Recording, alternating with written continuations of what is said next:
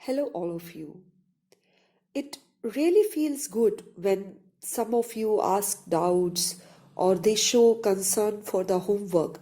It shows that they are regular with their studies and they are following the instructions given by me. Children, you are supposed to read the important points again and again, whichever I told you to mark in the book.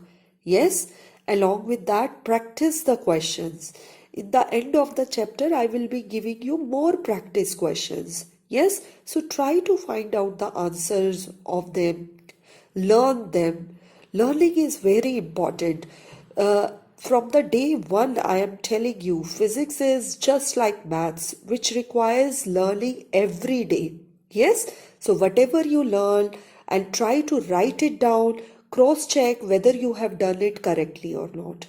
So I hope you will follow the instructions and you will see improvement in yourself. Okay, so let us recall the important points discussed in the previous lecture.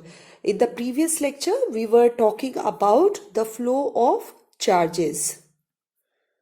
Flow of charge depends upon the potential of the charges or potential at a point. Always the things flow from higher level to lower level. So here also by convention we are saying that flow of charges takes place from higher level to lower level, and that flow of charge we are labeling it, we are considering it as conventional current direction. When we look at this diagram, we say that charges here are at higher potential. Higher potential also means less electrons are present there. Yes?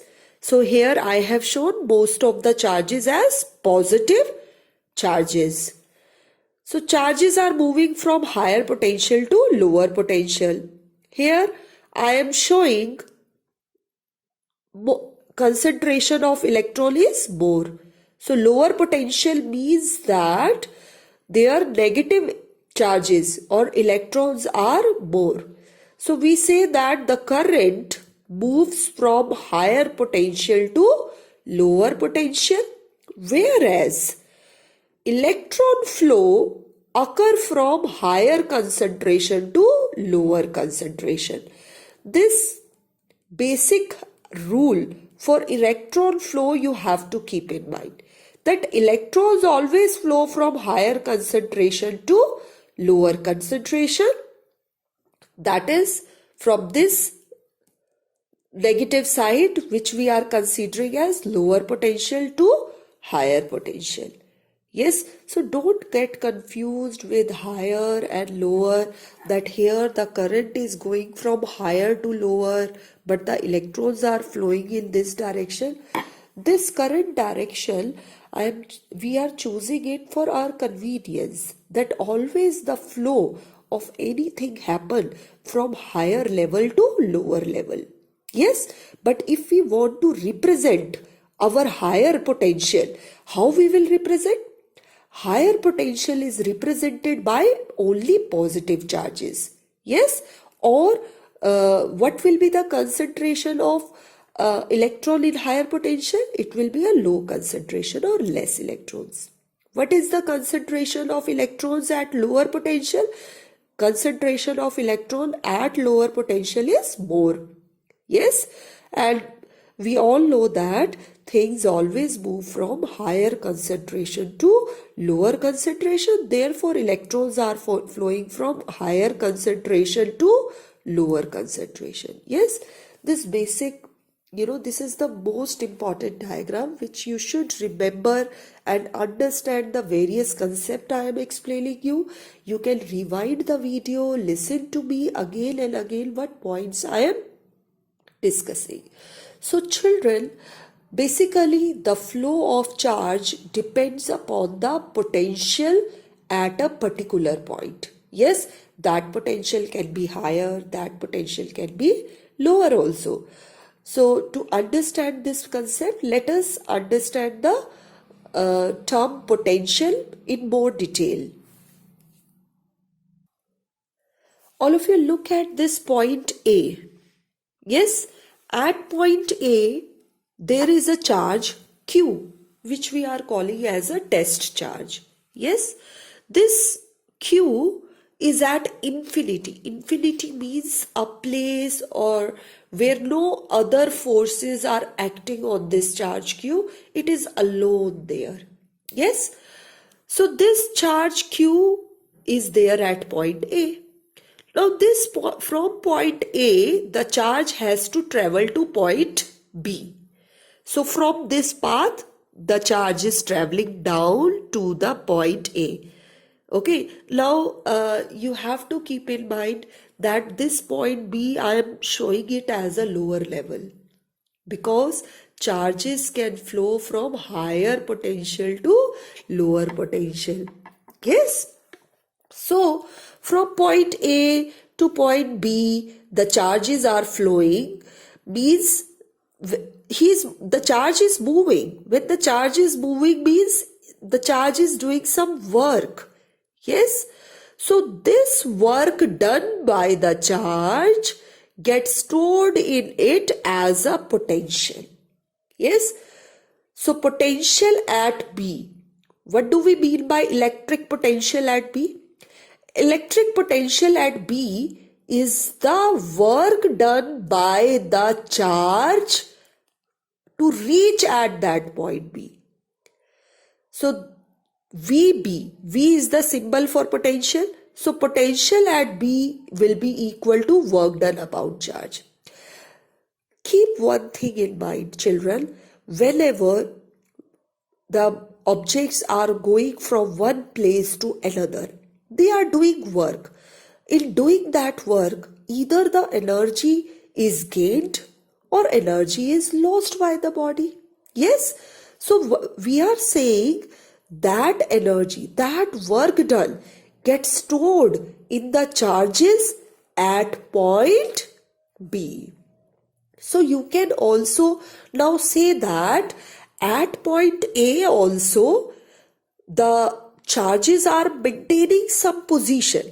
Yes, A is a point, A is a position, and charges are maintaining certain position at A. So maintaining that position means that they are acquiring some energy in them. Yes, they have some energy. That energy we are calling as electric potential. The way you are using the word potential energy in previous classes. Yes, I hope now you are able to relate the word potential.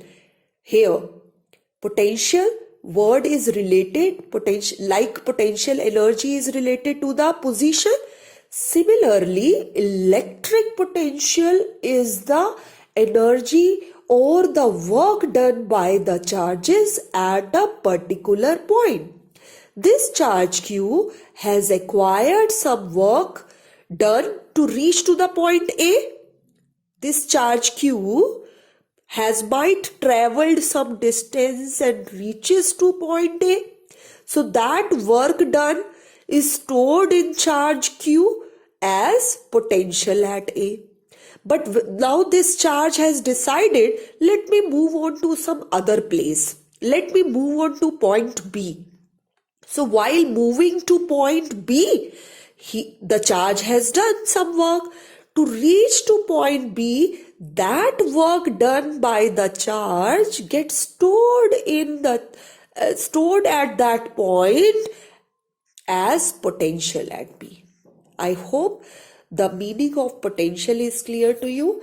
Later in this video, I will show you animation also. Through that animation, you can learn it more how the charges are moving. And you should repeat the video and listen to my words again and again and understand the concept of electric potential. Yes? I am trying to relating it with other concepts so that it become easier for you. Now, next important aspect of potential is that it is a scalar quantity. Just like current. Current is a scalar quantity. Potential is also a scalar quantity. It does not depend upon the path. Let us see how. How it does not depend upon the path? From A to B, you can take this path also. You can take above path also. You can have a zigzag like path also.